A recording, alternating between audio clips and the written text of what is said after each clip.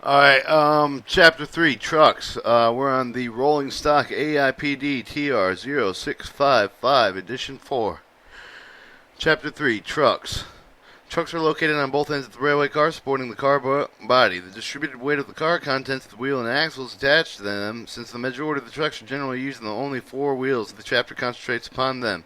Those six wheels are designed to carry the very heavy loads and run at a high speed. Besides distributing the weight on the wheels, the trucks have several other functions. They must swivel freely beneath the car to permit the travel over the curved track of the wheel with derailing. They must not interfere with the operation of the car parts. All as a rail car pulled over the rails, many shock and the vibrations developed. The truck must be means of the absorbing them to keep the landing free from damage of the passenger from being uncomfortable. Finally, just as the wheels must have a source of energy to start, keep the rolling, they must have the brakes to stop them and stop them. The trucks must provide the means of mounting brake raking that works efficiently with the other parts of the braking system mounted on the car body.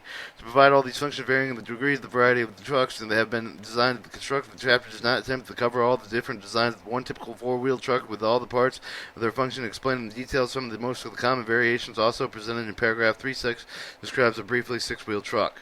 3.2. The major components of the typical truck shown in Figure 3.1 consist of the truck bolster, assembly of the side frame with its journal boxes, assembly of the brake rigging, the wheel axle assembly with the exception of the wheel, and the axle assembly covered in the preceding chapter. Each of the major components explained in order of mention. Each of the common component is explained in the way in which the typical truck integrated with the other truck components and the other car parts are also discussed. From 12 o'clock, side bearing, axle, center plate, brake lever, brake hanger, brake shoes, wheel, rail, brake beam, brake pin, bottom conducting round, journal box, side frame, spring, plank, and coil spring, and bolster. The bolster assembly, truck bolsters have a cross member at the center of the truck is set the pair for the axle. The bolster initially received the weight of the car. The body distributed to the two side frames. It has three important parts: the center plate, the bolster ends, and the side bearings. A center plate, the circular raised plate, is centrally the center of the truck bolster, and the forged casting steel female member that matches the similar male center plate on the car body bolster. A pin from the body bolster fits into the receded hole of the truck bolster center plate. The connection permits the truck to swivel beneath the car with the remaining of the contact between the center of the plate. The heavy lubricating must be applied between these plates to retard the wear.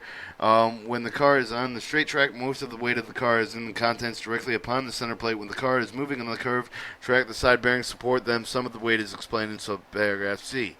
Bolster end is the two bolster ends. The truck bolster interlocks with the both ends of the truck side frame, tying them together with the preventing of lateral movement. The interlock is made with the bolster guides the ride up and down with the columns of the side frame. The arm of the bolster on both of the ends and built up the shoulder spring pockets and the seat of the unit. The cluster of the coil springs upon the bolster rest. The springs are seated with the bottom of the matching pockets, either on the spring plank or on the side frame itself. It is the spring plank truck of the wheel plank runs across the truck beneath the bolster, interlocks with the two sides of the frame. Important note that the same number of the same sizes springs are used on the both sides of the truck. However, the number of the size of the springs vary with the different type of the trucks depending upon the loads and the speeds from which they are designed. The typical freight car has about 5 coil springs beneath each end of the truck bolster. C. Side bearings. Special steel plates fabricated as part of the truck bolster. Flat bearing surfaces are designed to make the contact with similar bearing surfaces on the bottom of the car body. The truck side bearings are located at the top of the bolster between the side frames and the center plate. The bearings steady the car, preventing most of the side-to-side rocking motion that develops as the car moves over an uneven track around the curves. And when the car is moving at a slow rate at the speed across the section of the track, curves to the left of the side bearings make the contact with the bearing surface of the car body.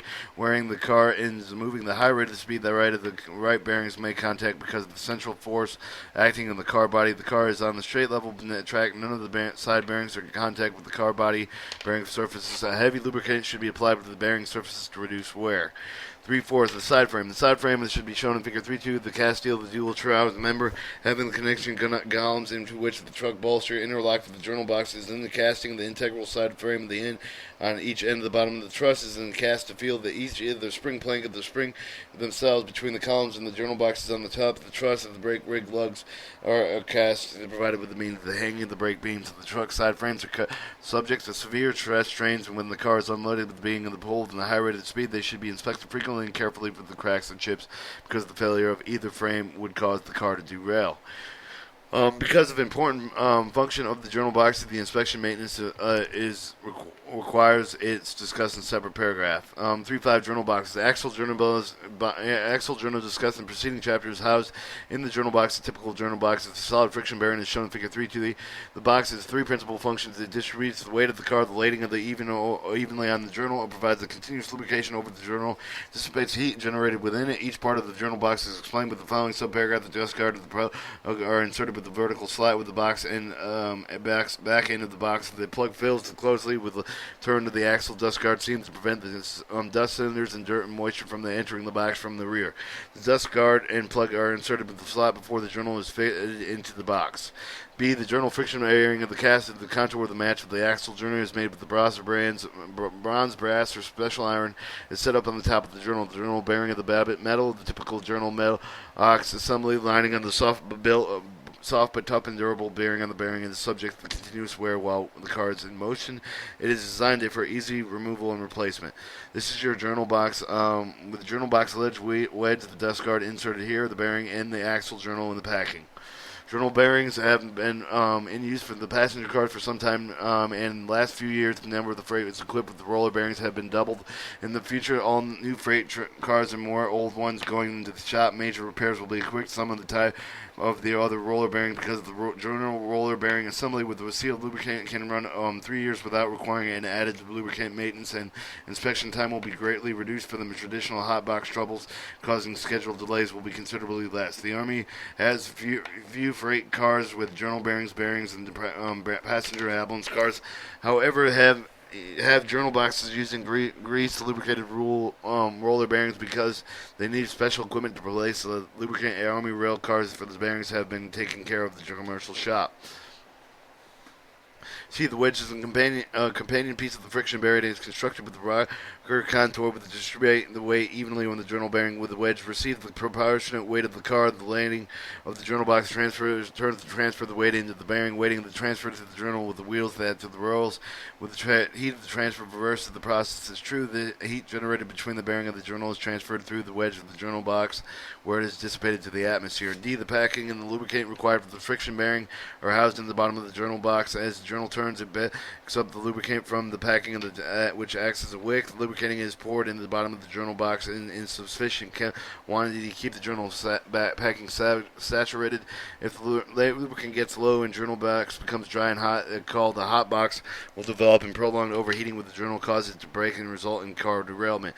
A newer method of journal lubrication has been adopted in most commercial roads in the country. To some extent, the military intends to instead to the packing, the separate piece of the rolls of the waste bearing of the journal. A special one piece of lubricator is soaked with lubricant for a minimum of 48 hours and placed beneath the journal. The Association of American Railroad has approved several different designs make the same of these pads. The principle of each of these is the same. The journal lubrication has substantially reduced the number of the hot boxes, the amount of the maintenance required for the journal boxes that are packed all the way. The journal box is hinged at the top of the box and spring loaded, but the lid should remain closed at all times, preventing the foreign matter for the entire of the journal box. In theater operation, the lid may be filtered, locking device to prevent the theft of the brass bearing and the waste packing. 3.6 Brake rigging. The typical freight car has part of the braking apparatus mounted on the truck, part of the mounted on the car underframe. This paragraph deals with the brake rigging mounted on the truck only. Remember, the apparatus is discussed in separate chapter. Figure 3.4 shows the braking apparatus. A typical freight car equipped with the four-wheel brake wheel trucks. Notice that the top of the rod is connected to live truck. Levers may be at pins connecting the points divided with the truck mounted. The brake rigging with the body mounted brake apparatus with the live truck is moved. The brake is applied with the release depending on the direction of the lever and the movement. The brake and the release is transmitted with the live truck lever. The lever that is actuated with the inside of the brake beam through the bottom of the rod of the truck lever and then outside of the brake beam, and then the two brake beams move and apply the brake pressure to the four wheels of the truck, forcing the brake shoes against the wheels of the treads. They release the brake pressure when moved in the opposite direction. Truck mounted with the brake rigging is connected with the truck side frame with the four brake hangers at one at each end of the brake beam. The dead lever guide provides a connection with the dead truck lever. This guide connected to the truck bolster anchors the dead lever guide at the end of the position opposite connection with the dead truck lever. 3.7 six-wheel trucks. As mentioned earlier, high-speed freight cars passengers are equipped with a truck design especially increased with stress shocks. Six-wheel trucks get better performance, higher speed. The four-wheel mounting trucks absorb more shock and vibration. The safer, the smoother riding qualities are necessary passenger comfort. Six-wheel truck, shown in Figure 3.5, the main features common to all passenger car trucks. Side frames are much heavier than construction than a four-wheel truck. In addition, with the coil spring, the truck is equipped with elliptic springs similar to design those found in the automobile's motor. The truck's the system of equalize the combination of springs, reducing the sideways vertical shocks that would normally transfer to the car body. The braking rigging of the six-wheel truck is also different from that of the conventional four-wheel truck, and the two brake shoes on either side of each of the wheel make contact with the wheel tread as contrasted with the four-wheel types that have one shoe per wheel. This shows the brake beam from the hand gear to the hand rod to the dead lever guide with the dead lever truck with the brake beams, the bottom rod, the live truck levers, the live truck cylinder, the brake cylinder, auxiliary reserve cylinder level, the flasher level, the floating lever, the bottom bend, the brake beam, the top rod, the brake hanger, the dead treble lever, and the dead lever guide. Another difference, the six-wheel truck is also shown to notice that the brake cylinder are mounted on the side of the truck. The heavy-duty freight cars' depressed center of the wheel hole centers are designed with a way to prevent prevents the mounting. Four-wheel truck brake rigging, Figure 34. Figure 3.5, typical six-wheel truck brake cylinder on the bottom of the car. These cars have the brake cylinder mounted on the truck side. The cylinders with all the other dismounted braking apparatus is discussed in Chapter 6. 3.8. Most of the rolling stock and the surface of the railroad throughout the world is equipped with a four-wheel truck.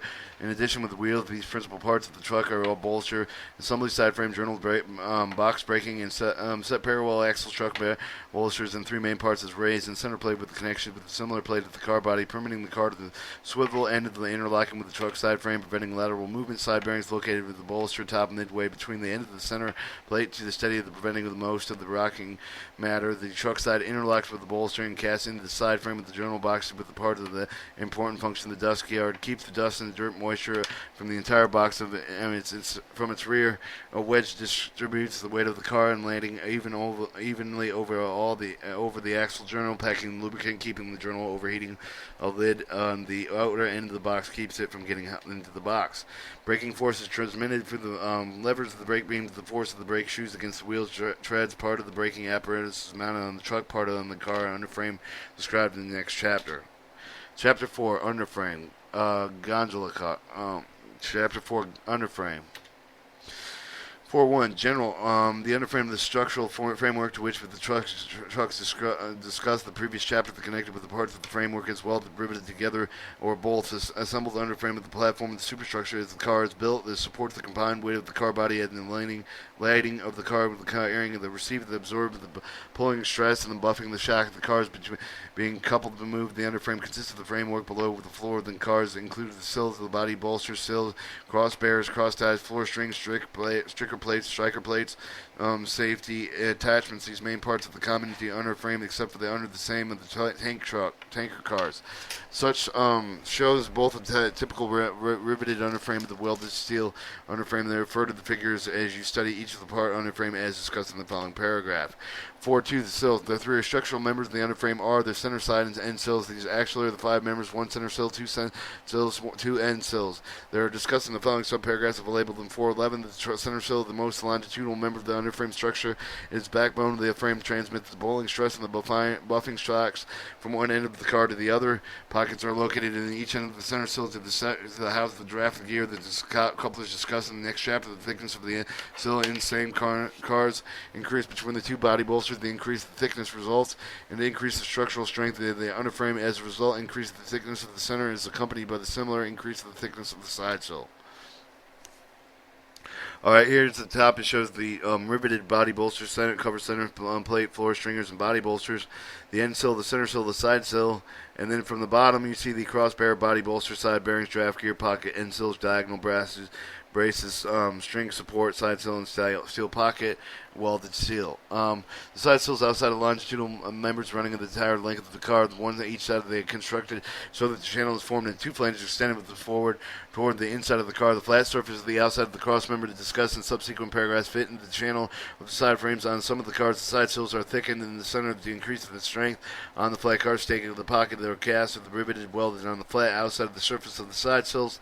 See the end of the sills are the transverse members that extend across the end of the longitudinal center of the side sills. On one at each end of the car, the channel beams of the flanges are considerably heavier than the side sill. Angle bars of the plates of the riveted welded at the end of the sills to connect them with the longitude members, and an opening in the center of each of these sills provided with the access to the draft gear pockets in the center sill.